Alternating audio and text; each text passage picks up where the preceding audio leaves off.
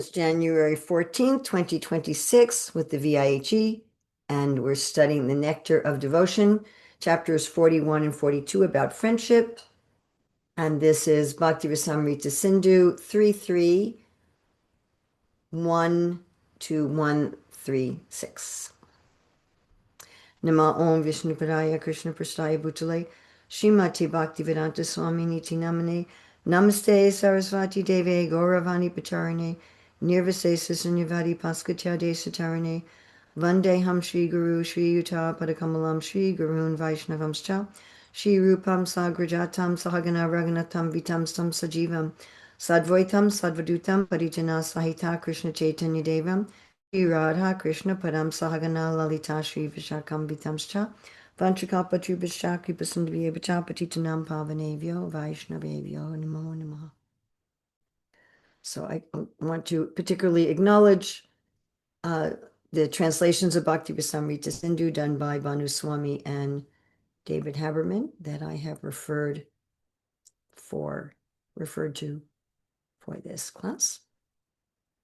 So this is the Sindhu, the ocean of Amrita, what conquers death, what's full of nectar, the rasa, the taste, the pleasure of relationship in bhakti. And today we're looking at friendship.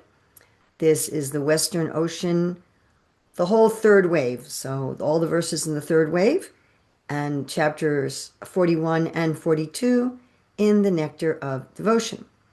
So as Srila Rupa Goswami starts out with each of the waves here, first he just talks about the staibhav in relationship to the rasa. So he says you have a staibhav of sakya rati or a sakya staibhav, the love of a friend, and it has to be nourished by vibhavas, has to be nourished by the other four vibhavas. Then it's known as preyo bhakti rasa or sakya rasa. So the bhav is like the strawberries, and the rasa is like the strawberry lassi, or the staibhav is like the mango, and the rasa is like the mango lassi. Okay, we're going to look at the vibhava for the friendship rasa. So vibhava is what stimulates the staibhav, and it comes in the category of alambana, what Prabhupada calls basic, and udipana, what Prabhupada calls impelling. The alambana has these two categories, the object, devotees in a similar mood, and then the various stimulus for love. So again, the alambana are basic, udipana, which means to light up, impelling. So the vishaya is going to be Krishna, except in ghastly rasa and two subcategories of anger. The vishaya is always Krishna. Ashraya are the devotees who are similar to one's own mood.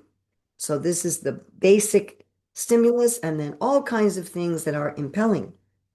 Now, although everyone has Krishna as their vishaya, depending on the particular staibhav, is going to be different aspects of Krishna or different manifestations of vishaya. So first we're going to look at the vishaya. So here we have that the two-armed and four-armed forms of the Lord are the object, as described in the servitude rasa. So same object as the servitude rasa. The four-armed form is also considered human-like, as described in the end of the 11th chapter of Bhagavad Gita. So what is the form of the Lord? That is the stimulus for the friendship rasa. He has a bodily hue like an Indranila jewel. He's smiling as beautiful as the kunda flower, his silk dress as yellow as golden autumn foliage, his chest beautified with garlands of flowers, always playing upon his flute. Okay, here's an example of someone in friendship rasa and being attracted to this vishaya. When the sons of Pandu saw Krishna in his four-handed form, holding conch shell, disc, club, and lotus, they forgot themselves and became merged in the ocean of nectarian happiness. So generally those in friendship rasa do not have four arms, although there are some few devotees in Vaikuntha who have some mixture of friendship with their dasyabhav. Okay, now we're going to look at the qualities of Krishna as Vishaya that are particularly attractive to those who have the staibhav of friendship. So the fact that Krishna dresses very attractively, so I'm sure you know how the Krishna and the cowherd boys like to dress each other in the forest, and Krishna's friends are very attracted to how Krishna dresses, that he's the best of the strong. So the friends are they're stimulated in their love by Krishna's strength, oh, Krishna's heroism. They're stimulated in their love by the auspicious marks on the body of the Lord, the marks on the lotus feet of the Lord, the marks on the lotus hands of the Lord, and so forth. So when they see these, this is part of their Vishaya about Krishna, that Krishna knows many languages. So Krishna, of course, can speak all the languages, even the languages of the animals, and he can speak all of them simultaneously. That he gives very learned teaching and instruction. So this also stimulates the devotees in their sense of friendship with him. That he's an uncommon genius in every area. That he's very quick-witted. So here with the cowherd boys, when they go into Aghasura's mouth, and Krishna had to figure out a way to kill Aghasura and save them. How to kill Aghasura without killing them. So Krishna figured out how to do that. And the cowherd boys are increased in their love for Krishna, all of Krishna's friends, by Krishna's quick-wittedness. That Krishna is very skillful. Now, this also increases the love of the friends. That Krishna is very merciful. He's merciful even to the demons. That he's really courageous, that he's really brave. And so Krishna's bravery, Krishna's courage is very stimulating to the friends. That he's learned in the arts, including conjugal love. So this is going to be a stimulation for certain categories of friends more than others. Krishna's intelligence.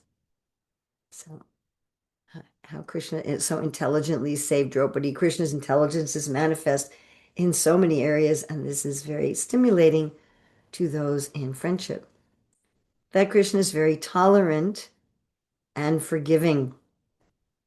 So, oh, what a wonderful friend I have, Krishna, the tolerant and forgiving one. That Krishna is all attractive. And again, this is the stimulus that the friends are thinking, oh, my friend, he's so attractive. That he's all opulent. I'm not sure if you can see, there's Krishna right here. This is a painting from our Manashiksha book.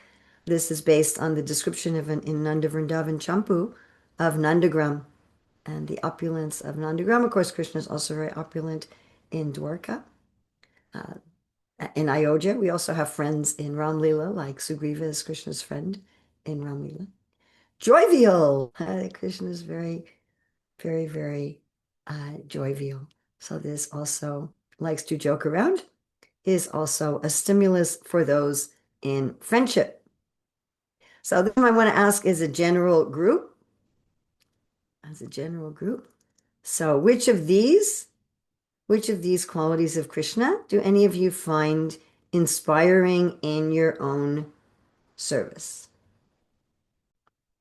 So these aspects and these qualities that we just mentioned, which of these do any of you find, yes, wow, this aspect of Krishna really inspires me in my service? So you can raise your hand or you can say something in the chat. Yes, Nikunja Manjari. Hare Krishna Mataji. All Hare Krishna. merciful and intelligent. That's he's the So most why do you find intelligent. those particularly inspiring? It's just Mataji. Generally, I feel attracted when I see, oh, this person, how someone can be this intelligent, and then it reminds me, oh, if this person can be this intelligent, how much intelligent Krishna will be. So, just the brain attracts me. So. Oh, that's very nice. That's very nice. So we have here, and you can say a little bit about why. So Rati Manjari said dresses attractively. So Rati Manjari Priya. So if you can maybe add something about why that really inspires you in service. Okay, Pulastam, when he speaks every language, that means that Krishna cannot be relegated to a particular tract of land, hence not a Hindu god, that Krishna belongs to everyone. Oh, what a nice meditation Praneshwari Lakshmi. I'm attracted by his mercy and his chivalry. I particularly think that in the Bhishma pastime, both of those things are apparent at one time, which Oh. is just, yeah, heart-touching for me. Yeah, actually they are, isn't it? Krishna's having mercy and chivalry simultaneously, which is kind of interesting because, we think about chivalry as maybe not showing mercy, right? You're fighting without showing mercy. But here Krishna is both merciful and chivalrous at the same time. Okay, thank you. Mahalakshmi.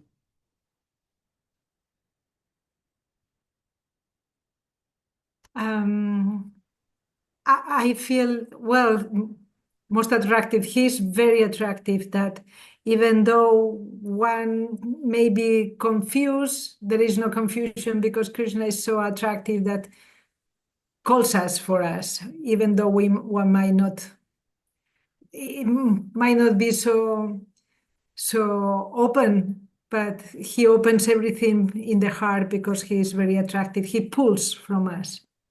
That he's pulling us. Actually, this is one of the meanings of Hari. So some of our acharyas, when they interpret the Hare Krishna mantra, are interpreting Hare as being the vocative of Hari, and they'll talk about Krishna as Hari, who's pulling us. Okay, so we have, all right. Well, smile is not mentioned yet. Rati Manjari Priya, that will be mentioned under Anudipana, not under Vishaya, although that's very nice. Okay, so let's see what else we have here.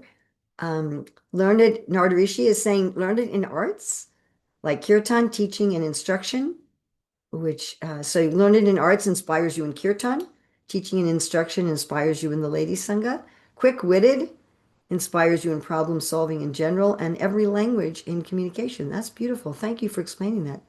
Rati Manjari Priya says he dresses so uniquely with the marks on his face and body applied by his friends. Wow, and of course, I mean, I like to see those sort of that's the marks are in Udipana. Uh, the marks that are applied by his friends are in Udipana, but you can put that in the dress very nicely. And then if we see Krishna who's dressing very nicely with these beautiful marks, that is a Vishaya. And Murali, I always have trouble saying your name. Murari. The Krishna is tolerant and forgiving. This is one of the qualities which everyone can follow in Kali Yuga. Yeah, I think so. I think all of us need the fact that Krishna is tolerant and forgiving. And Amruta Aklekar says the same thing. Tolerant and forgiving. He forgives us even if we wanted to leave him and came to this material world.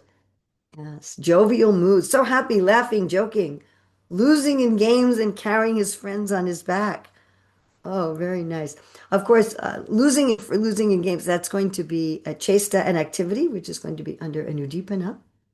Rati Manjari Priya, smile captures my consciousness. Smile is usually under Udipana. Ekanta, skillful, intelligent, learned in all arts, humorous. I like that he really owns all best qualities, as the Lord's sense of humor makes him very alive. Yes. So I don't think in many religions in the world they really focus on the fact that God has a sense of humor. Most religions in the world are portraying God as like very grave and okay, you go to heaven, you go to hell. I am the judge, the jealous, angry God. Don't worship anyone else. Do everything perfectly. That is not really a sense of humor. Actually, it's interesting that one of the most attractive features in a leader is that they can laugh at themselves also, and that they're very humorous. I mean, whatever else one may think of him in so many other ways, but in America, Barack Obama was well known for his humor. Also, George W. Bush, both of them were very much liked for their humor, regardless of their other character flaws and their crazy policies. Putting that aside, but the fact that even though they were such a major leader, that they could be humorous was something that was generally very appreciated. Okay. Nardri, she says, also tolerant and forgiving for all the faults in my service. Yes, don't we? And we have Utkarish Parikh, also tolerance and forgiving, since we Jews repeatedly do acts which are most abominable, but he does not bother and always looks to our genuine feelings only. Yes. This is, of course, the inspiration in the Putana pastime, how Krishna is just seeing, how does he do this, you know? Okay, so here we have a question from Vrajalila. Do the Manjaris who are friends of Radharani consider Krishna as a friend too? So the Manjari gopis are in Madhurya Bhav, not in Sakya Bhav. Now, of course, it's mentioned that the qualities of the rasas are included. So, like everybody has the qualities of neutral love, all of the other rasas, and then there's some qualities of service and parental and conjugal. Everyone is doing service. I mean, even you could say that service and parental are opposite, that in service you see the Lord as the authority, and in parental, you're the authority over the Lord. But still, any of you who are parents, you know very well that we do a lot of service for our children. I mean, we're definitely the servants of our children. And of course, in romantic relationships, there's also service. So the Manjari gopis have a mixture of, most of them have a mixture of conjugal and service because they're more of a mood of a servant. Is there some feeling of friendship? Well, of course. There's feelings of friendship between parents and child as well. And any of you who are married or you've been married in the past, hopefully you've had a sense of friendship with your spouse. Hopefully it wasn't just romantic, there was also some sense of friendship. In fact, we'll get to at the end of this presentation that there's a sense of equality. In friendship, there's a full sense of equality, and this also exists in the conjugal rasa, some sense of full equality. But the gopis, the manjaris, and the sakis aren't really going to say Krishna is my friend primarily. I mean, we do say, you know, in modern English, oh, this is her boyfriend, this is her girlfriend, which if you're, you know, we can use that in the context of a romantic relationship. You know, you say, oh, she's there with her boyfriend. That's kind of a euphemism for a romantic relationship. Shravaniya says, skillful impresses. Yes, yes, we're very impressed with people who are skillful. Okay, and Shanta Vigraha, I love that he's quick-witted and a good sense of humor. Yes, that's also very attractive. Nikunja Manjari, yes. Hare Krishna Mataji. Mataji, sorry, quickly follow up on the Manjari question.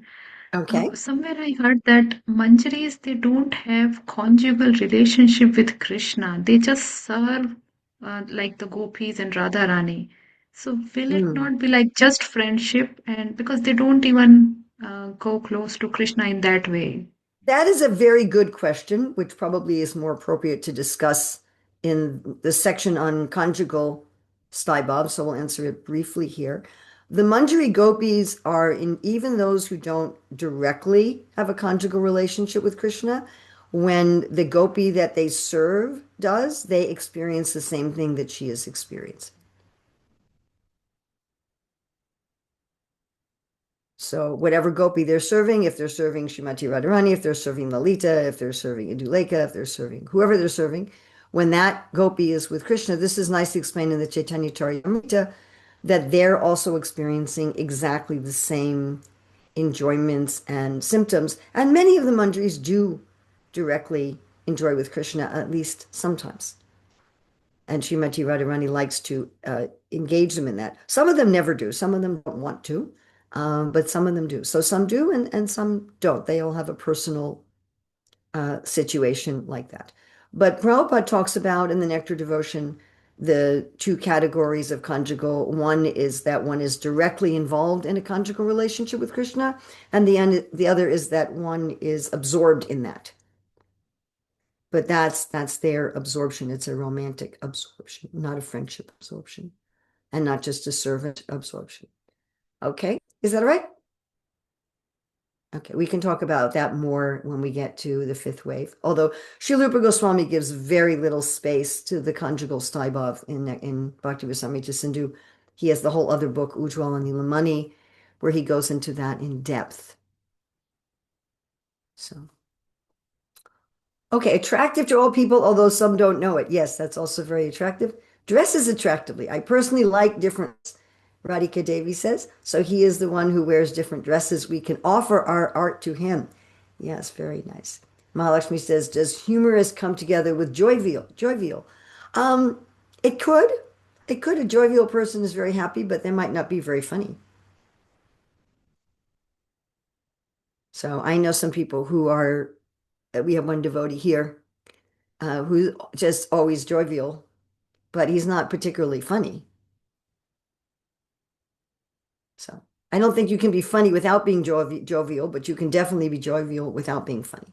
What does it mean, witted? I've been looking in the dictionary, but I didn't know how to spell it. So I'm not sure. To have quick wit, you can easily think of answers. You can easily figure things out. It's not just intelligent. To have a good wit is very related to intelligence, but it's also a particular type of intelligence where you figure out things very quickly and you can think of the French word is repartee. I don't know if you have a similar word in Spanish, like What did you repartee. say? Reporte. Repartee. Do you have a similar word in Spanish? No. It's like Something back that and forth, like the back and forth discussion where you really just know what to say and everything's very clever and you can figure things out right away. Like, yes, sharp, ingenious. Yes, yes, like that. Like that. Okay, thank you all very much. Okay, now we're going to go to Ashraya, and this is going to be complicated. It's as complicated as the Ashraya in servitorship. Okay, we are going to have a breakout after Ashraya. So I want you to be taking some notes and or thinking about which friends, which specific friends or which categories of friends you find most inspiring. Uh, Keep in mind again that Srilupa Goswami is writing this book as a guidebook, as Prabhupada says, the science of bhakti, that those who are inspired in friendship, they're going to be meditating particularly on the ashrayas that are in harmony with their mood, because there's different categories of ashrayas. So when the Sai Baba friendship first awakens in a person, it may be a very general thing. But as they progress and really understand themselves, then they're going to be attracted to a particular category of friends. So Srila Goswami in 339 says, I offer my respects to the friends of Krishna who serve him with deep trust, without restriction, without fear, while thinking that he is their equal. So that's a general description of Ashraya.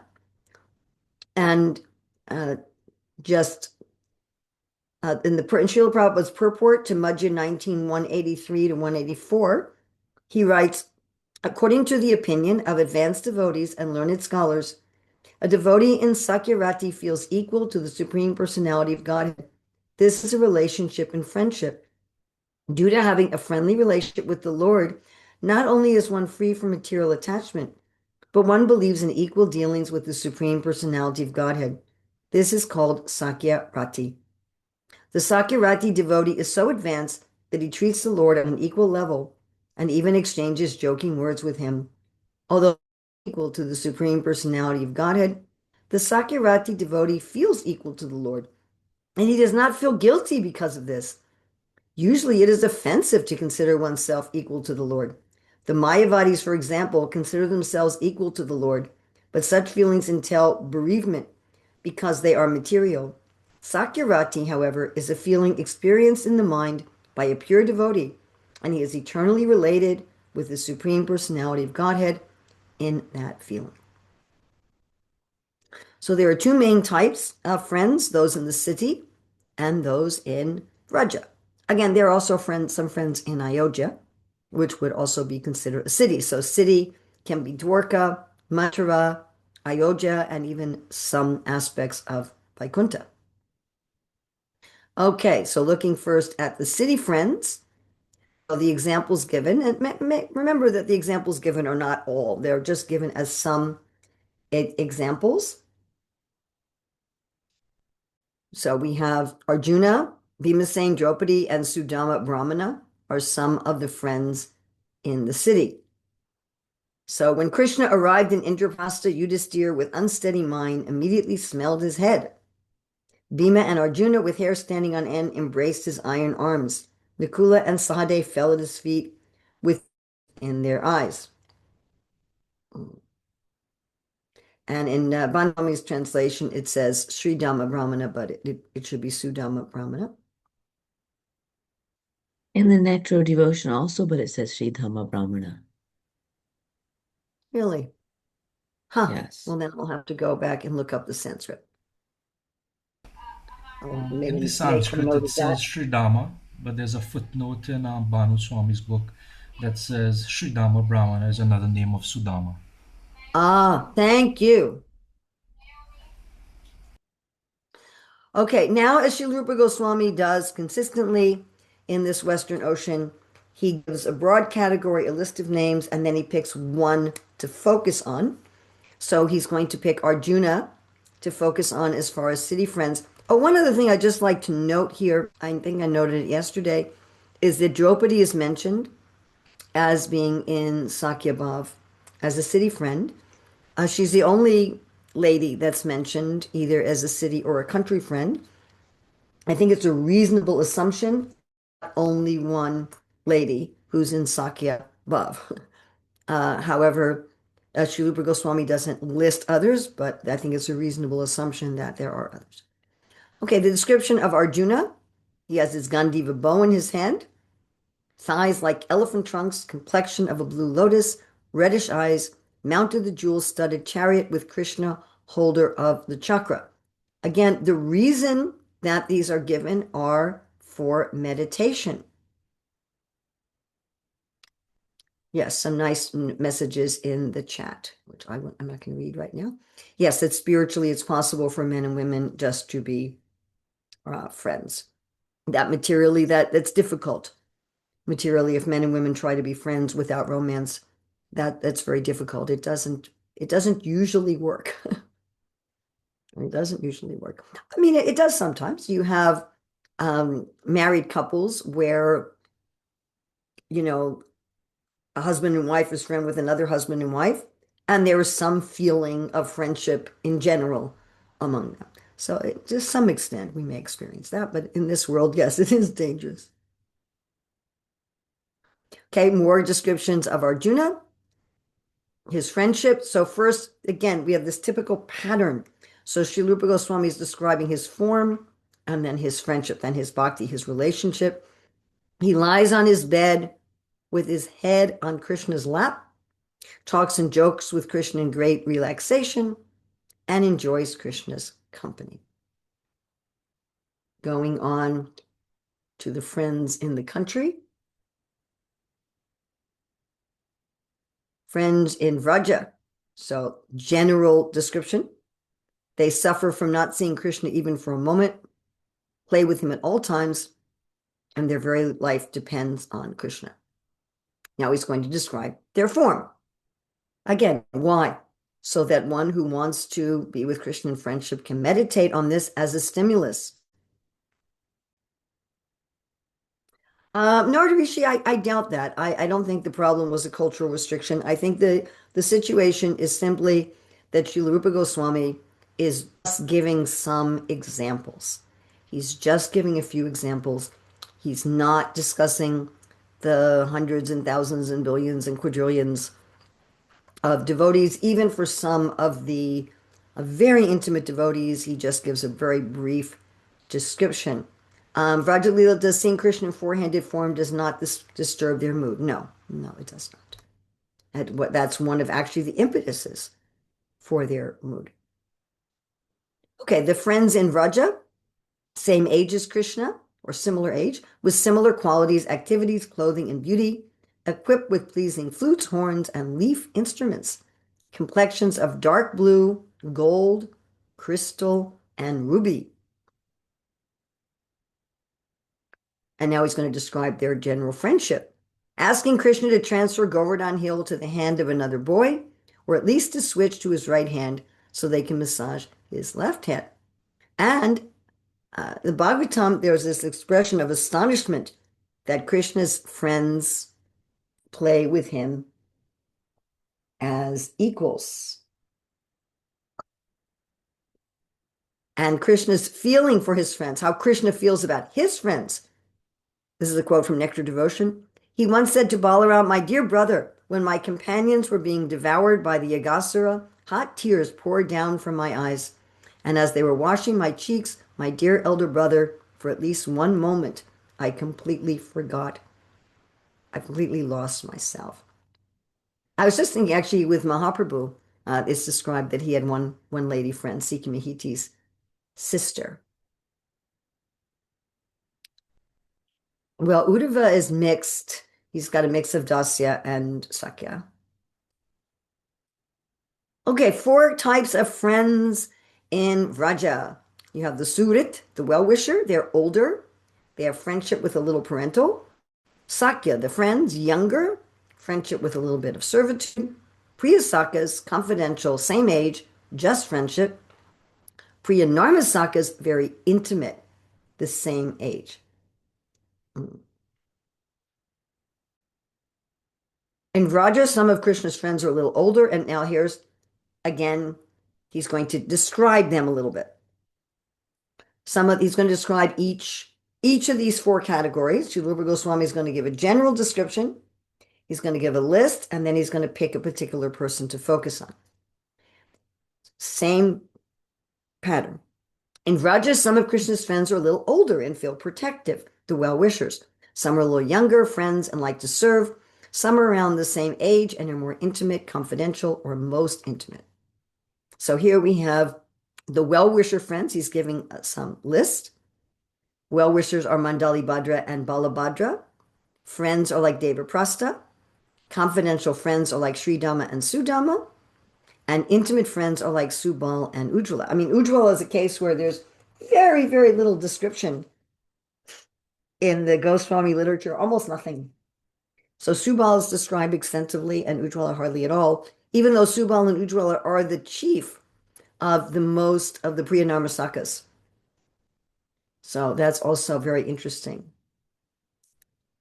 Are they only in Vraja and not in the city?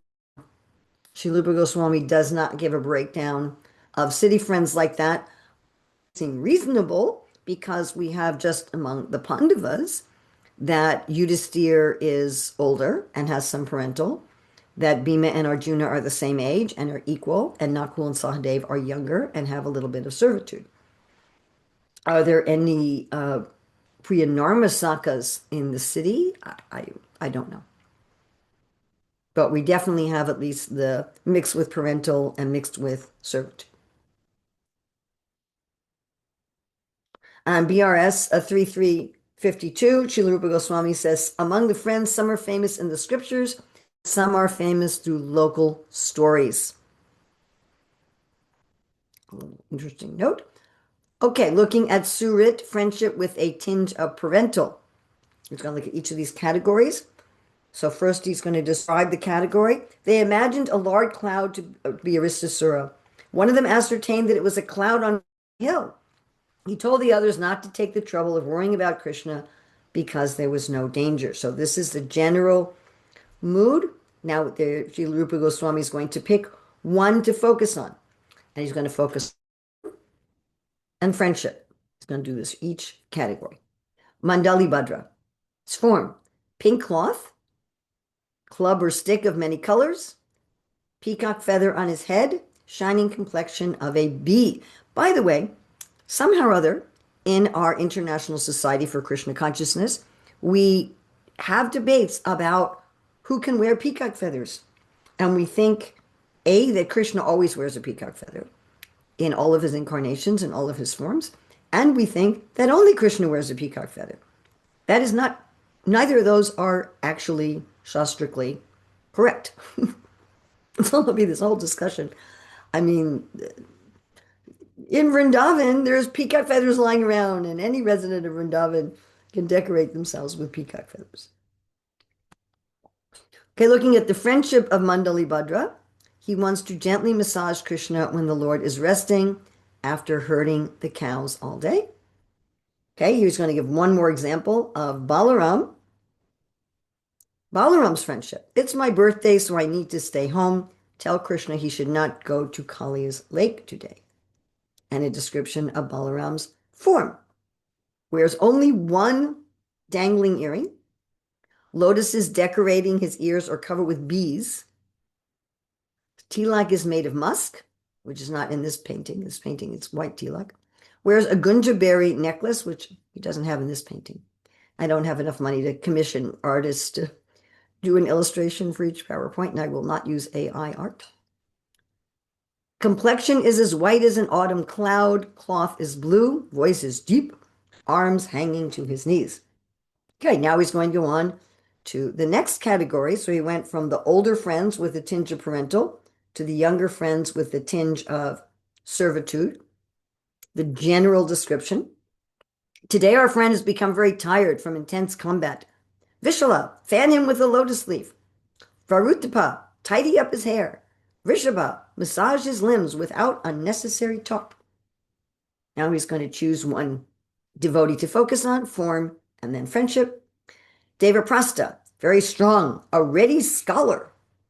Very wears white or yellow cloth, has a red complexion, ties his hair into a bunch with a rope. Whenever there is a fight between Krishna and the demons, Devaprastha is the first to help, and he fights just like an elephant. His friendship.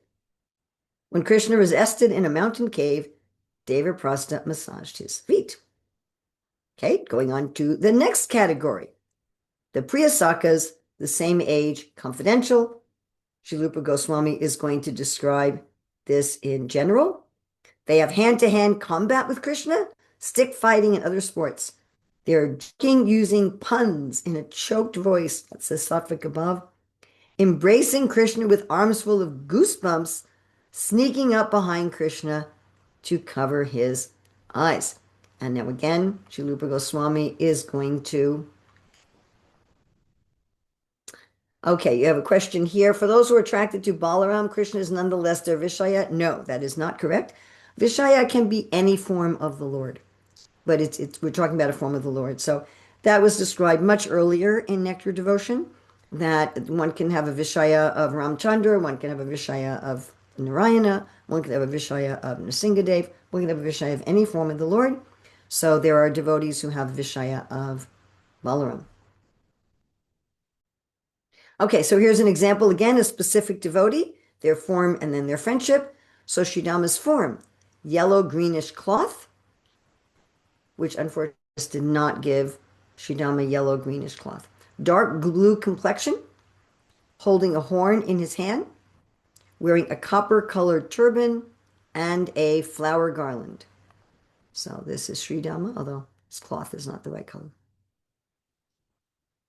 Sridama's friendship. You are so cruel to leave us at the bank of the Yamuna. Now that you are back, give us a strong embrace. A moment's absence from you creates great havoc, not only for us, but for the cows. So the whole cowherd village, he's saying that nothing matters, nothing else matters. The whole cowherd village, nothing matters when you're not here. Now, last category, Priya Narmasakas, same age and intimate. So these are considered superior to the other three categories. They have a very special bhava, which the other three categories do not have. They engage in the most confidential pastimes. So a general Priya Narmasakas, that Subal is whispering information about Radha in Krishna's ear. There's a mistake on that slide. I shouldn't say Radha's. Ujjwala is handing Shama's love letter to the lotus hand of Krishna in a solitary place. Chatura is offering betel nut given by Pali into Krishna's mouth. Kokila is putting a garland sent by Tara over Krishna's head. So these Priya Narmasakas are involved in the romantic relationships of Krishna with various gopis. Now he's going to focus on Subal, first his form, then his friendship. So his form complexion that conquers gold, wears a pearl necklace and green cloth. Well, the green cloth doesn't have eyes like lotuses. I've got to fix this one. He wears a green cloth. He has eyes like blue lotuses, gives intelligent and moral instructions, and describing his friendship. Talks between Krishna and Subal was so confidential that no one else could understand what they were saying. Now he's going to describe one Armasaka Ujvala, a cloth of orange color, restless eyes, decorated with flowers and pearls, and his bodily hue is almost like Krishna's. And his friendship, Ujvala goes to the young girls with entreaties. Oh, goodness, I have to fix this one too. I have so many things to fix here. With entreaties that are so powerful that it is very difficult for a gopi to resist her love for Krishna. And Ujvala loves to joke. Krishna, of the young girls can't help but flow to you.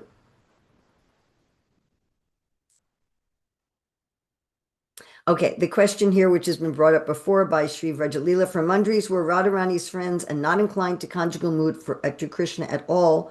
For them, Vishaya is Radharani. No, the Vishaya cannot be Radharani.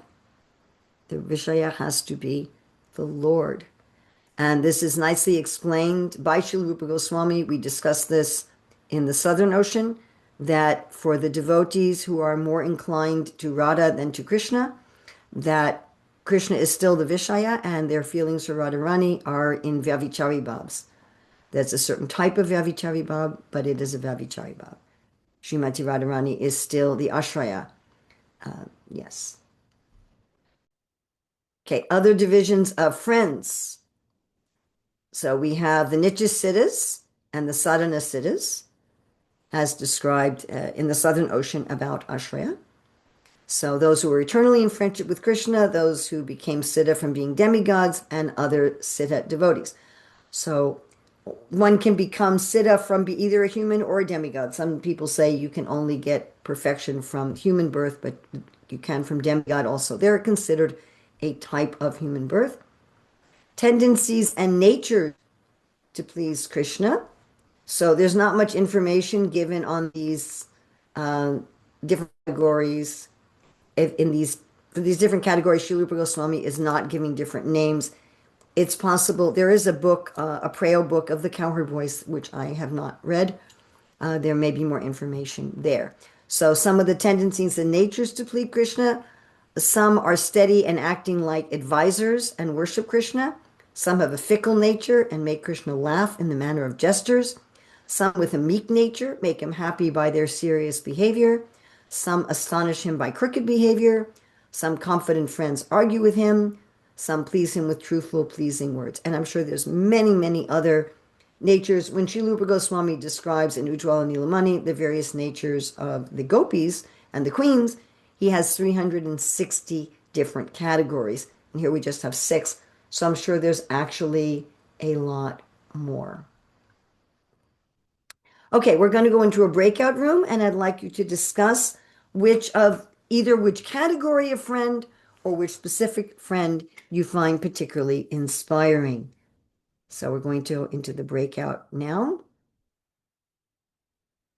So now we're going to look at the Udipanas in friendship.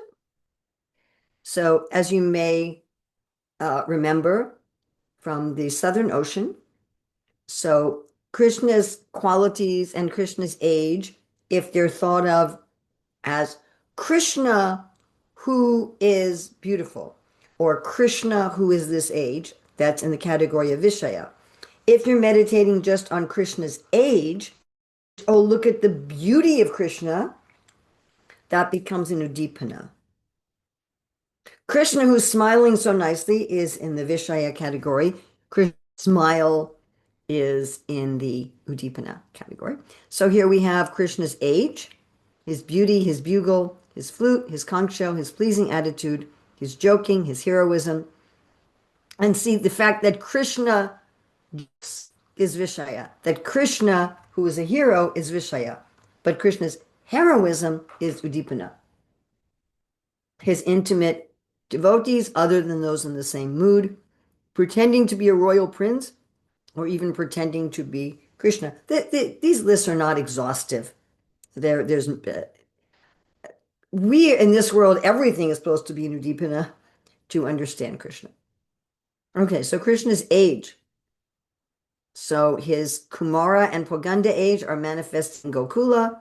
His Kaishora age is manifested in Gokula, Mathura, and Dwarka. So those attracted to Poganda and Kumara are only going to be in Gokula. Madhu Mangal, oh, he's a Priya Narmasaka.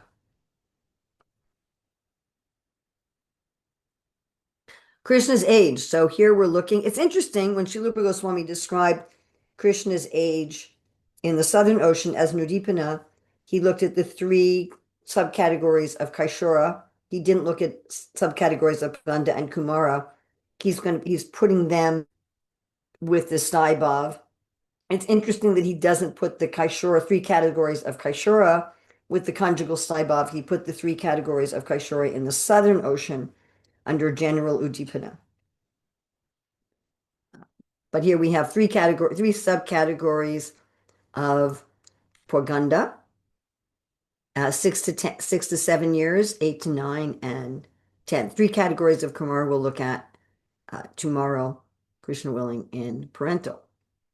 So Kumara, Krishna's flute under his arm and his bugle and stick in his belt. In his left hand he held rice paste with yogurt, and in his fingers was pilu. Sitting among his friends, it would appear that he was the whorl of a lotus flower. So some of the friends there particularly have this Udipana for Krishna's Kumara age. Then in the Poganda, 6 to 7 year olds, Krishna's lips are very red. His waist is thin. 3 lines appear on his throat like a conch. Poganda, 6 to 7 years dress. Varieties of flower ornaments on Krishna, marking on his body, made of minerals, and yellow silk cloth. His activities: herding cows in all the forest, learning hand-to-hand combat, playing games, and dancing. The next category, do we have a question about this? Pilu is a kind of fruit. There's a nice pastime in Chaitanya Charitamrita about pilu fruit, if you want to look that up. Poganda age is 8 to 9 years. So his form, the tip of his nose becomes raised, cheeks become round, sides and other parts become graceful with 3 folds of skin, and his nails are sharp. His dress, again, you see this repeating: form, dress, activities. Dress, turban tied with silk cords, shining like lightning. A black staff 4.5 feet long with a golden tip. So here we have his turban with his cords. His activities: playing in the Bandira forest and climbing Govardhan. So Krishna, it doesn't say that Krishna's nails are long. I don't think Krishna's nails are long, but they are sharp. It's not like long nails like these women like to have nowadays. 10 years, his form. Again, we're going to have form, dress, activities. Hair extending to his waist or hips. Locks of hair falling playfully. Strong shoulders. That's really long hair. Marks of tilak on his face. His dress. And here, this is a quote from Nectar of Devotion. Your tilted turban, the play lotus in your hand, the golden tilak on the forehead, and the dot of musk are making me, courageous Supal, completely dizzy. How much more this will affect the naturally soft gopis.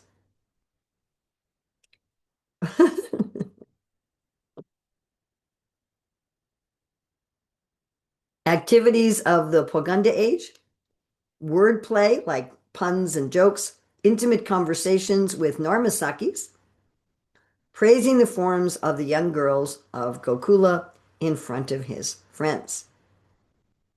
Going to Kaishora, with 3 prominent folds, clothed in attractive lightning, the fragrance of blossoming lotus flower, radiance of the black tamal tree, the cloud in the form of Damodar quenches the devotee's eyes, which are like chatika birds seeking rain. Sri Dhamma remains standing like a tree whose branches are erupting with pleasing bristles. So wonderful, isn't it? Reading these descriptions. That's so. Krishna generally appears to all his devoted friends only as an adolescent. Therefore, the special beauty of his young manhood has not been described here at all.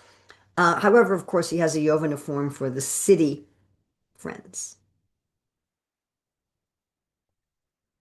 Okay, the Vraja friends are different from the devotees coming from the Nitya Siddhas.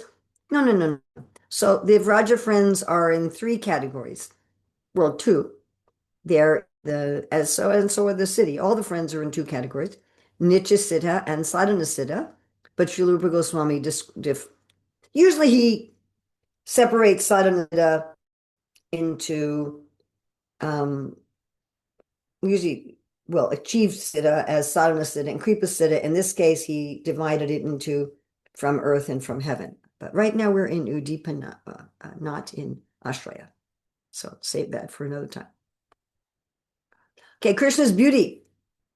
His friends say that his beauty doesn't require very many ornaments. These are all Udipanas. Again, Krishna, who is so beautiful, that's Vishaya. Krishna's beauty acts as an Udipana. Okay, his horn. When the horn sounded loudly from the steps of the rooftop pavilion, all the cowherd boys woke up with their hair standing on end. So in the summertime, they would sleep on the roof. Krishna's flute. My dear cowherd friends, the sound of Krishna's flute from Govardhan Hill says that we need not go to search for him at the Yamuna. I have so many mistakes in these. Okay. Krishna's conch shell. The Pandavas, hearing the Panchajanya conch, became white like Shiva in great joy. That's a sattvic above, change of color. His playfulness. When Krishna put on Radha's clothing and appeared with bright pink cloth, limbs smeared with kumkuma, hair bound up perfectly, and earrings, Supa was astonished and smiled. So, any discussion or questions on Udipana? You put things in, or you may raise your hand. Any questions or discussions on Udipana? Yes, Sri Katamrita. Hare Krishna. I would like to ask about the peacock again, if possible. So, some time ago, I heard that Lord Chaitanya's deity should not be decorated with a peacock because that kind of interferes with his mood.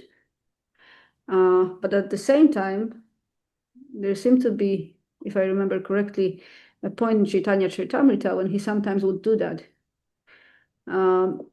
Peacocks walking around Navadvip and walking around Jagannath Puri. Right. And again, we have this conception, it's a very strange conception, that a peacock feather is like the emblem of God. The emblem of God are the Srivats and the Kaustubha jewel.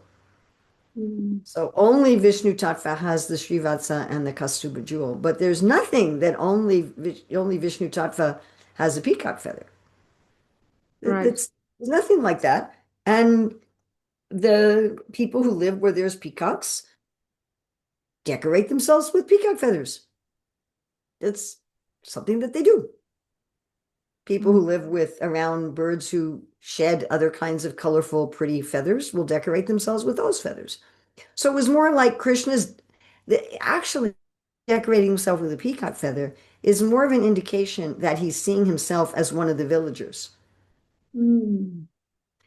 Just like we're reading in the Bhagavatam that the cowherd boys would usually carry rope shoulders to tie up the hind legs of the cows when they were milking. And it says, and those ropes were not absent on the forms of Krishna and Balaram. So they played like ordinary cowherd boys. So because Krishna is playing as an ordinary villager, as someone living in a village. So one of the things he's going to do is pick up peacock feathers and stick them in his hair because that's what the people there do. It's not it, it it's not a sign of Vishnu Tattva. So yes, it's a very things are interesting. People are interesting and rituals and are interesting how things develop. Okay, we have some questions in the chat. Are Udipans fixed? The Pandavas only by conscience? Oh, no, no, no. The Pandavas have. Uh, Srila Rupa Swami is just giving some examples of Udipana. He's just giving some key examples. Like we as sadhakas, we should find everything in Udipana. We see the trees. We think that the Bhagavatam says these are the hairs on Krishna's body. Everything should act like that. But there are certain udipanas that especially attract people in certain rasas. And then there are going to be certain udipanas that particularly attract certain individual devotees. Okay. Santa Vigraha, yes, definitely. So I contact. You're sorry for asking again. You don't have to be sorry for asking again. Why Krishna's nails become sharp? Is it beautiful? The most beautiful, and it's difficult for me to understand this aspect. So the idea is so if any of you have been around children, so little babies have very, very soft nails, very soft nails. And when you have a little tiny baby and you try to cut their nails, which you have to do because even though they're very soft, little babies will do this to their faces. And if you don't cut their nails, they'll scratch their own faces. So you have to cut their nails, but their nails are very hard to cut because they're so soft. And sometimes even if you're very careful, you may cut a little bit of the skin because the nails are so soft. And as we get older, our nails get harder. They get harder, they get firmer. So we're not talking about, I've seen some women with artificial nails that look like daggers. Which I personally look at that and go, why? Why would you want that at the end of your fingers? And how do you use your phone and your keyboard? And how do you eat and how do you keep clean? And it just completely confuses me. So we're not talking about the Krishna's having nails like that. Of course, as Nrsingadev, he does have nails like that. I personally find it humorous that Krishna has nails like that as Nrsingadev. I'm like, what are you doing with those kind of nails? Okay, yes, Fineshwari Lakshmi. So well, let me ask this question first. I had heard that in Goloka that Krishna only has the form as a youth, that there's no leelas with this. So how does that, how do these Poganda, how do these different ages, how are they there? I don't This is a understand. very difficult question. It's so wonderful. So many of you have very difficult questions to answer, which makes my life as a teacher so much more interesting. So there's one letter that Prabhupada wrote to Ekayani where he said that Krishna only appears as a Kaishora in the spiritual world. And he told her, better you chant Hare Krishna, go to the spiritual world and figure this out for yourself, was basically his answer to that. There are definitely descriptions by our acharyas of Krishna appearing in all of his different ages in the spiritual world. So I don't know. I don't know. Okay. I Good. mean, in my understanding, from a philosophical point of view, it wouldn't make any sense that there's something that's not in the spiritual world in the ultimate Yeah. reality. Also, you have to remember that different devotees and areas, because God is a person and they all have a personal relationship with him, they may describe things somewhat differently than each other and sometimes even in opposite ways to each other because of their personal realizations. So that has to be kept Okay. in mind as well. Oh, Okay, okay. Just the clarification between an Udipana and Vishaya in terms of Krishna. So when we're talking about a flute. Is that the Udipana versus Krishna's Yes. flute? Is that how I can just, Well, okay. Krishna's food is always going to be an Udipana. If it's Right. going to be Krishna, who is very witty, that's Vishaya. Krishna's wit is an Udipana. Okay. So Krishna's flute playing would Is be the Vishaya. is always an Udipana. It's always an Oh Udipana. God, okay, I'm lost. Okay. I guess have to wait until The I can flute figure it out. playing, Okay. the flute itself, the different kinds of flutes in the section, Shri goes into great depth about all the different kinds of flutes that are all Udipana.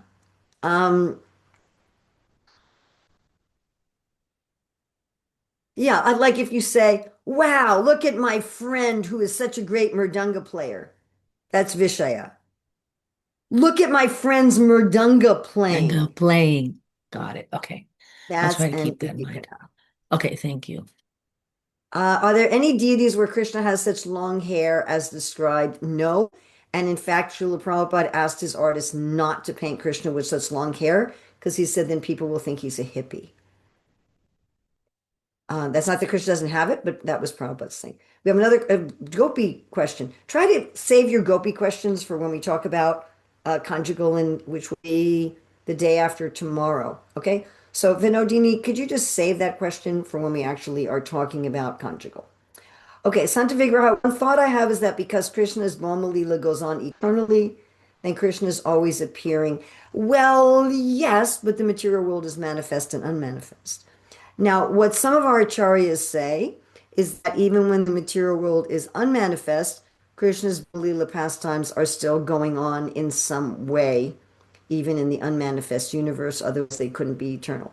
So, as I said, this discussion of, are there some pastimes that only take place in the material world? We know the killing of demons only takes place in the material world.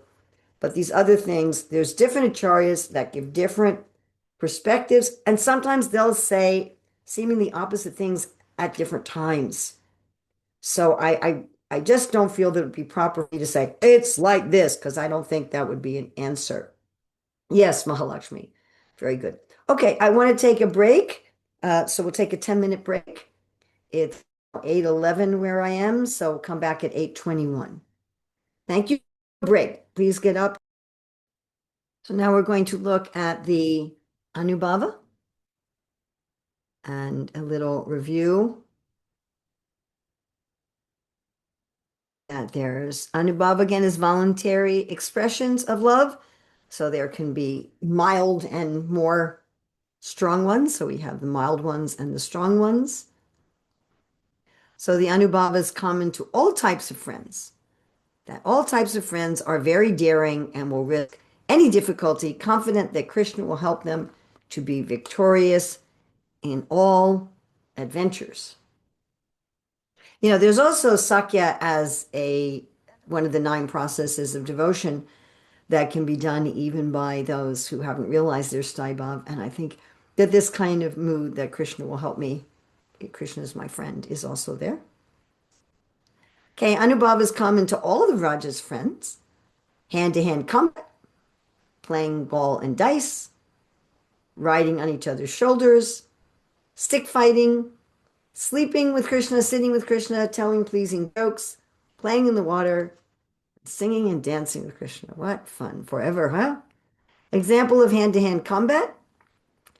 This is a quote from Nectar of Devotion. Krishna, thinking that you are victorious with arms itching for battle, you wander amongst your friends praising your prowess. But tell me, seeing the action of my thick arms, having given up your eagerness to fight, can you remain standing there with weak limbs? Now he's going to give an Anubhava for the Surit, the older age, friendship with a tinge of parental. So sitting together and advising one another what to do, inducing one another to be engaged in welfare work, being eager to perform all types of service. Anubhav of younger age, friendship with a little servitude, offering betel nuts to one another, decorating one another's faces with tilak, smearing the pulp of chandan on one another's bodies for the sake of amusement, decorating their faces in strange ways. You can really think of these little boys playing like this. of the Priyasakas, the same age who are confidential, defeating Krishna in battle, pulling on his cloth, stealing flowers and other things from his hand, being Krishna, and hand-to-hand combat. Of the Priya Narmasakas, the same age, intimate, carrying messages among the young women of Vraja, encouraging the gopis' love for Krishna, taking Krishna's side when the gopis are present and Krishna is not, siding with the chief gopis when Krishna is present but the gopis are not, so always presenting the other side, arguing intensely by whispering in each other's ears. Some anubhavs shared by both the Vraja friends and the servants. These are just some examples. Decorating Krishna with forest flowers and jewel ornaments, singing and dancing in front of Krishna, so rather than with Krishna, in front of Krishna, caring for the cows, massaging his body, and fanning him. Sattvika bhav in friendship, review of Sattvika. So this is the heart becomes overwhelmed with the Staibhav, and then either one primary Staibhav or the secondary Staibhavs, which creates a state of sattva in the heart and interacts with the prana to produce all these 8 Sattvika bhavs, which are all present in friendship. An example of being stunned or paralysis. When Krishna came out of the Yamuna after chastising Kaliya, Sri Dhamma wanted to embrace him, but he couldn't raise his arms because he was stunned. Example of perspiration. When Krishna's flute roared like a thundercloud under the Swati constellation, the perspiration on Sri Dhamma's body appeared like pearls. Could a sadhaka who awakened to Sakya paint the deity in strange ways? Not in a public temple. In a public temple, we're worshiping the deities as Radha Krishna were worshiping like Lakshmi Narayan in reverence, not in intimacy. So in one's own home, but not in a temple. Yes, very good question. By the way, just a little interesting story. There was a devotee I was good friends with. She's in Hungary named Kund. And she has a diary in Hungarian, which Shivaram Swami actually does not want translated into English and spread around. But she told me one time how she was chanting japa in the temple room, and she was meditating on how is Krishna beautiful with perspiration. How we don't normally think of perspiration as beautiful, and then she actually saw Krishna sitting next to her, covered with drops of perspiration, and she said it looked like pearls decorating him. So Haripulation or hair on N, Srimati Radharani says, "O Subala, you are because in the presence of the elders you embrace Krishna freely with hair standing on end." Trembling, change of color, choking of the voice, and fainting. When Krishna entered into Kaliya's lake, the friends became afflicted with trembling. They lost their color and for some time could not speak properly. They fell on the ground and became unconscious. Tears. Seeing the forest fire, Krishna's friends, not considering their own bodies, surrounded Krishna on all sides, appearing to extinguish the fire with the tears from their eyes. Okay, Vyavichari Bhavs. We have 33 Vyavichari Bhavs. So all of them are present in this rasa, except for wrath, apprehension, and laziness. It said here, however, there's an apparent contradiction in Bhakti Rasamrita Sindhu 24106, where it says that alasa arising from fatigue, laziness arising from fatigue. After arm wrestling with me to please me, Subala cannot do any activity now and is stretching his limbs. You should not call him to fight immediately. So Srila Rupa Goswami does give an example in 24106 of laziness in relationship to Subala. Laziness coming from fatigue in fighting. So friendship and separation, there's not going to be the Vavichari bhavs of intoxication, happiness, arrogance, sleep, and contentment. And friendship and meeting, you're not going to have the Vavichari bhavs of death-like symptoms, fatigue, sickness, forgetfulness, or humbleness. Example of joy. When Krishna returned to his friends after driving out Kaliya, they lost control of their bodies in great joy. They could not stand on their feet, and their words became incoherent. That means you couldn't understand them. Okay, any questions or discussion on anything so far? Yes, Nordarishi. Hare Krishna. Regards perspiration, I find it a bit strange because I was thinking we normally hear the demigods when they appear on earth, they can be distinguished because they Because they don't. don't perspire, yeah. So I find it strange. I mean, somehow that Krishna maybe displays. I know there's perils, but it's a bit strange, no? Yes, yes, that's why this devotee was thinking like that. I mean, also you find like in the heavenly planets, they don't have to do laundry. Their clothes never get dirty. They don't perspire. They don't have to launder their clothes. They have perfect digestion. They can digest anything, you know. When Sita was in the forest, Anasuya gave her some demigod cloth that didn't need to be washed. But we find that there are some servants in Goloka Vrindavan who are laundering Krishna's clothes. Of course, the clothes are alive and conscious. And Krishna also perspires in Kurukshetra, no?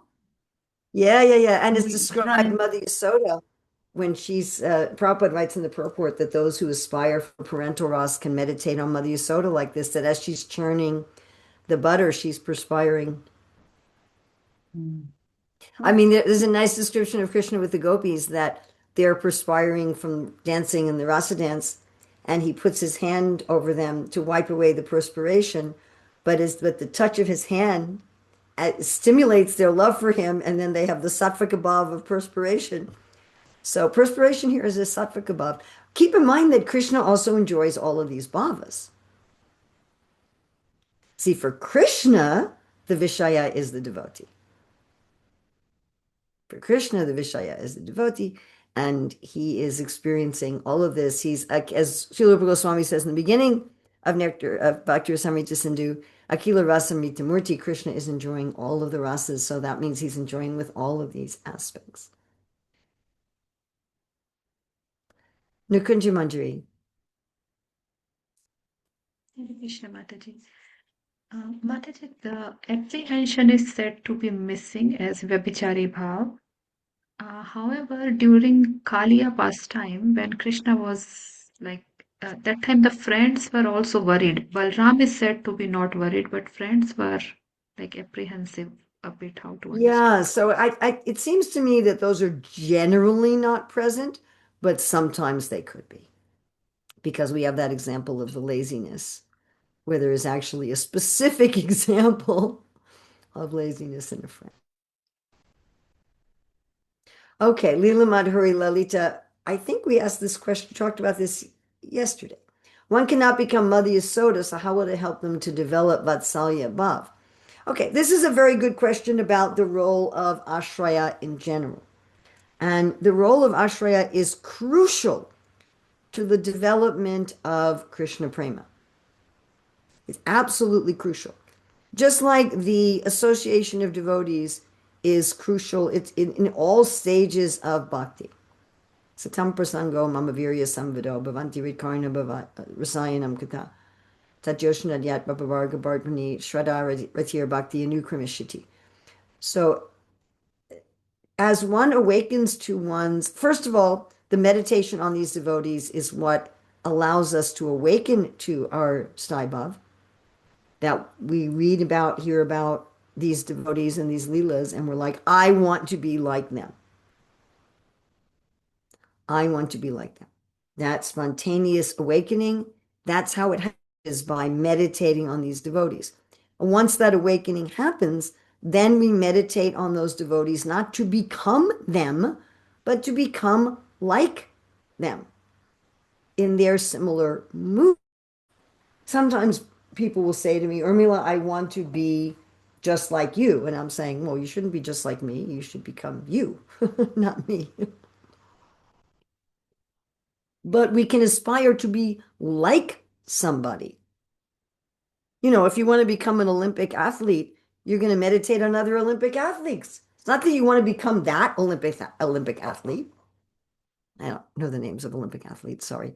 But you know, it's not like you're going to meditate, I want to become that person, but they inspire me to have a similar relationship. And yes, you can have a relationship like Krishna's mother. All of the friends of Mother Yasoda, Mother Rohini, they have that kind of relationship. I mean, again, in this world, I have relationships with my friends' children, my children. I have a parental relationship toward them. Yes. Laziness doesn't exist in any friendship. Well, as I said, there is an example in the Southern Ocean of laziness in friendship, but evidently it's not generally there. Okay, any other questions on these points? Any other questions or comments?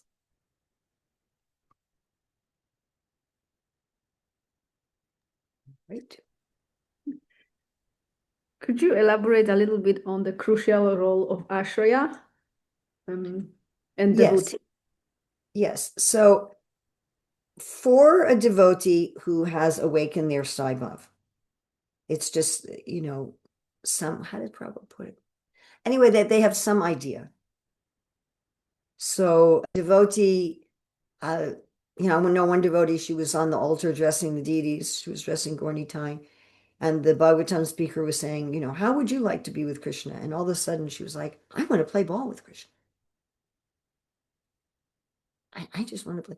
And she came to me, she said, where did that come from? How did I feel this way? What should I do with it? And when that awakens, the devotee will find, unless they commit heavy Vaishnava aparad, that it doesn't go away. That even if they try to say, well, I'm not mature enough to want to play ball with Krishna, it persists. Okay, then what are they supposed to do? How does their bhakti change? Well, their bhakti changes in the motivation that now instead of just, trying to get out of the material world and trying to get out of nature, they're more thinking, I want to go play ball with Krishna. I want to be Krishna's friend. And then how are they going to do that? Their motive changes. How does their bhakti change? Their bhakti changes in two very important ways. One, they start particularly meditating on the devotees who have a similar mood to stimulate and bring out their Sai Bhav. They're going to particularly meditate on Krishna in those pastimes as a Vishaya. They're going to particularly meditate on the devotees in a similar mood. So maybe originally it's just, I want to play ball with Krishna. And then that person starts meditating on the different cowherd boys. And eventually they may think, oh, I really like the younger cowherd boys. And they start particularly meditating on them. And then they particularly do the services that are going to nourish that inner mood. Just like even before our Sai Bhav awakens, we particularly do the services in which we have some taste. That's required. Now, as a person advances in bhakti, they start getting more and more of a sense of their specific service. And then they can start meditating on doing that service for Krishna. Now, that meditation as a sadhaka is not perfect and is not all necessarily real. But Srila Jiva Goswami says that Krishna enters the consciousness walking the path of our meditation. So as the devotee starts to meditate more and more on the ashrayas of their mood and starts beginning to meditate on what services they would like to perform, we have the prayers Srila Rupa Goswami mentions in the Eastern Ocean, Lala Samai, when will I decorate the divine couple with sandalwood? When will I fan the Lord with a chamara? So Krishna becomes interested, and then he manifests in the heart by the power of his Ladini Shakti, and then one has, as Prabhupada says, spiritual television in the heart. And then one's full form and services and relationship fully manifest in reality, which are probably going to be somewhat similar to one's meditation. Without doing that, one's not going to reach that perfection in sadhana. Okay, we have a question here. Could the games such as chess, dice, wrestling be considered acceptable recreational activities for Vaishnavas? Well, certainly not gambling. So the cowherd boys in Krishna and the gopis in Krishna, they have their fun kind of gambling. Krishna wages flute and things like that. So that no. But Prabhupada said wrestling is a Vaishnava sport. And this is a very deep question. Many, many years ago, I mean, we're talking in the 90s, I consulted with a lot of senior Vaishnavas about what does Prabhupada say, no frivolous sports. What's a frivolous sport? And because I was taking care of Gurukul children, so, Prabhupada wanted them to do sports. And if we don't do any kind of exercise as adults, our body's going to fall apart. I mean, exercise is related to so many aspects of our health. I was just reading studies that keeping your brain sharp in old age is directly related to exercise. So exercise is a lot more fun when you're doing it with a group in some kind of sporting activity. I mean, it's a lot more fun than just like going to the gym and lifting weights. And not one of the senior Vaishnavas I consulted with even answered me at all. Like none of them even responded. So my conclusion is nobody knows the answer to this question.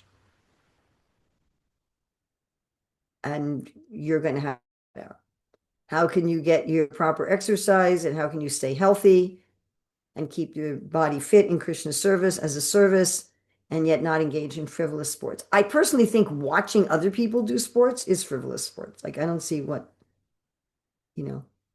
like just sitting around watching football games, that seems to me entirely frivolous. I don't see the benefit of that, but I couldn't find anybody who could give me an answer for this. Yes, Ram Yagya. Mataji, were you saying that when we realize the Stai Baba with Krishna, the service in that relationship actually manifesting in our real life? What do we do? The service we do in our life Yes and no. reflects that Yes and Stai no. Baba. Yes and no. So let's say you realized your Staibhav and you come to see that, wow, visiting holy places really acts as an udipana for me. It really brings out the feelings I have for Krishna. And distributing prasadam doesn't. It just doesn't bring that out for me. And someone else is going to say, wow, when I distribute prasadam, I really go deep into my internal meditation on my relationship with Krishna. I start meditating on how I'm eating with Krishna in the forest among the other cowherd boys. But when I visit holy places, all the pandas asking for donations drives me crazy and ruins my meditation. So different people are going to have different. It doesn't show up in the sense that you're not going to be throwing the ball at the deities. That it's not like that. But there are going to be certain activities that will particularly nourish your internal, certain activities that are going to be neutral, and certain that are going to be oppositional, which is why at the end of the Northern Ocean, which we will get to in these classes, Srila Rupa Goswami spends a lot of time talking about favorable and oppositional activities. That's why he does that. Because part of advancing in bhakti is to do what's favorable and not to do what's opposition. Is that all right? Okay, I need to go on. Okay, looking at the Staibhav, and hopefully we are going to have time for us breakout session. We are running quite late. So do take some notes on what you find most interesting here. We should be able to have a breakout session.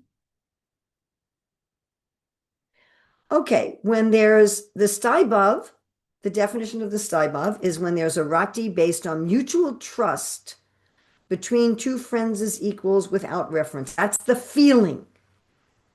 That's the feeling. So a person, when the staibhav awakens, that's the feeling that's going to awaken. Now here's the intensity, and you'll see this is different from servitude, right? Different. So in neutrality, you just had 2. In servitude, you have 3. Here you have 5. And you'll notice that here prema is in the middle. Interesting. Prema is in the middle. There's a different order in Madhurya Ras. So first there's Rakti, that's the first level. Then Pranaya, then Prema, then Sneha, then Raga. So we have the Prema, Sneha, and Raga, but there's 2 preliminary. So Pranaya represents intimacy and equality, which doesn't manifest at all in Dasyabhav. It doesn't manifest at all in Vatsalya. So in Madhurya, it manifests later after Sneha. So in Madhurya, Pranaya goes here after Sneha. But here it goes very early. Why very early? Because that equality of feeling is the essence of friendship. Okay, an example of Rati. Arjuna says, "Oh, Akura, you should tell Mukunda, possessor of the mark of Garuda, when will I be able to embrace you?" An example of Pranaya. And Pranaya only exists, again, in friendship and conjugal, does not exist completely free of any touch of respect, though there are clear opportunities to show respect. This can be continuous in the Vraja friends, but only occasional in the city friends. Example of Pranaya. By the way, it's not clear whether this is the Pandava Arjuna or the cowherd boy Arjuna. While the demigods praise Krishna's supreme position, Arjuna just put his arm with hair standing on end on Krishna's shoulder and wiped the dust from his peacock feather.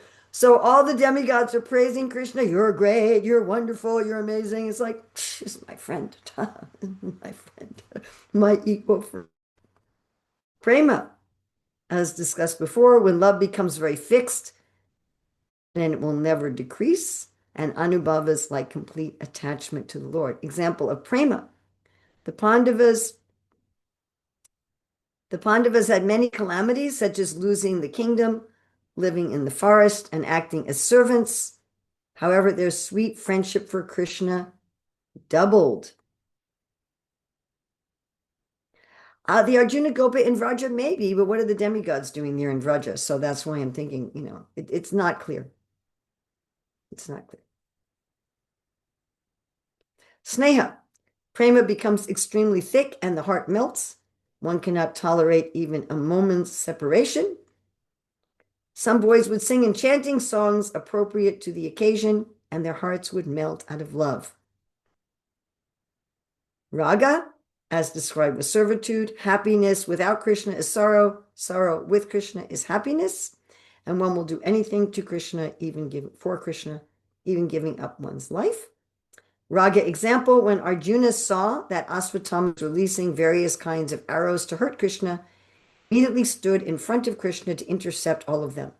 At that time, although Arjuna was being harmed by arrows, he felt an ecstatic love for Krishna, and the arrows appeared to him like showers of flowers. Okay, meeting and separation in friendship. So this is the same pattern that we saw in Dasya.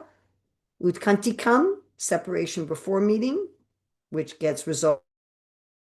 Yoga, separation after meeting, which is resolved by tusti, satisfaction, meeting after separation, and sthiti, or permanent. So separation, we're going to look at first. Utkantikan, longing before ever meeting. Viyoga, separation after meeting. Utkantikam, longing before ever meeting. Here we have example. Oh, Krishna, the middle Pandava Arjuna, while studying the military arts, embraced you by means of words mixed with tears. So this is before Arjuna and Krishna had ever met. Example of separation after meeting. You protected us from the fire of digestion of Agasara, from the poison of Kaliya, from the forest fire, But how will you protect us, friends, from the attack of the fever of separation, which is even more ferocious? Oh, it is the Arjuna Gopi. Okay, great, Santa Vigraha. Thank you. So I guess there were the demigods. I mean, we do have instances of the demigods showing up occasionally to offer prayers in Vrindavan. So I'll make a note on that. Next time I teach this, thank you for correcting me. Most appreciated. As Vaisheshika Prabhu says, I live to be corrected. The heat of separation. This is a quote from Nectar of Devotion. The strong heat of separation causes even more in a cool place. It has multiplied its heat in the waters of the cool Yamuna River and is burning your friends. Thinness from separation. When Krishna went to Mathura to liberate Kamsa, the cowherd boys became thin due to their intense sorrow. These are all Vyavichari Bhavs. Sleeplessness from separation. Seeing the tears in the lotus eyes of Krishna's friend Varutapa, the bees of sleep have given up those lotus eyes out of disgust. Vacant mind from separation. Since Krishna left, my fickle mind, without support, has become so light that it rises and falls like a piece of cotton, spins around constantly, and cannot find a point of concentration. Detachment from in separation, Krishna's friends aren't interested in herding cows. They make millions of attempts to forget about singing and dancing. They do not desire to remain alive. We saw this also with the servants who weren't taking care of the cows anymore. Dullness from separation. The cowherd boys had become just like leafless trees on the top of hills. They appeared almost naked, being skinny and frail. Again, these are all Vyavichari Bhavs. Sickness from separation. Suffering from the heat of the fever of separation, all the cowherd boys have been lying on the bank of the Yamuna with limp limbs for days. Madness. Cowherd boys have forgotten how to conduct themselves. Sometimes they fall on the ground or lie down, laugh, run, or weep. Now that Krishna is in Mathura, Gokula has become completely confused, crying and fainting repeatedly. Death-like state, worn out with pain from waves of the fever of separation, the cowherd boys have fallen down on Govardhan and are breathing only slightly. So our acharyas say that these descriptions only apply to the Lord pastimes of earth because in Vraja they're never separated. Of course, then Brihad Bhagavatamrita does say that there is separation and meeting even in the spiritual world. So there you go. So Srila Vishwanath Chakravarti Thakur says one should not say that the apricot pastimes, the Bhumi pastimes, are superior to the Goloka pastimes, since there's no pain of separation by Krishna's going to Mathura in the apricot pastimes, because the pain of separation is a manifestation of transformation that takes place in the Mahabhava, the highest form of bliss. Again, Srila Sanatana Goswami does say that there's meeting and separation even in the spiritual world. We talked about this yesterday with Das. Okay, meeting. We have the city, first meeting, Tusti and Stiti. So first meeting, which is after Utkantika. Arjuna, seeing Krishna in the house of the potter in Draupadi's town, became motionless like a picture and thus revealed himself as a true friend. So this is Arjuna and Arjuna the Pandavas' first meeting with Krishna. Satisfaction after separation. We have Bhima, his eyes brimming with joy as he embraced Krishna. Arjuna and Nakula and Sahadev also joyfully embraced their dearmost friend, the infallible Lord, and they cried profusely. Another example of Tusti. Krishna's from Vraja, when they saw Krishna Kurukshetra during the eclipse, embraced him with goosebumps erupting on their arms. So we have Anubhavas here, Sattvika Bhavas. Stiti, steadiness, eternal meeting. Great mystic yogis hardly become eligible to achieve the dust of the lotus feet of Krishna, but Krishna is easily available to the vision of the residents of Vrindavan. So in servitude, one feels inferior. In parental, one feels superior. In friendship, one feels completely equal. And because of this, those who are in Sakyabhav, they think this is the best rasa. So only in the conjugal love is there also this feeling of equality. And Srila Prabhupada says these two rasas are very difficult to explain. So we have about 6 more minutes. Let's do a 7-minute breakout on what you find most interesting about the sthai bhav of friendship. So 7-minute breakout, and then we will end.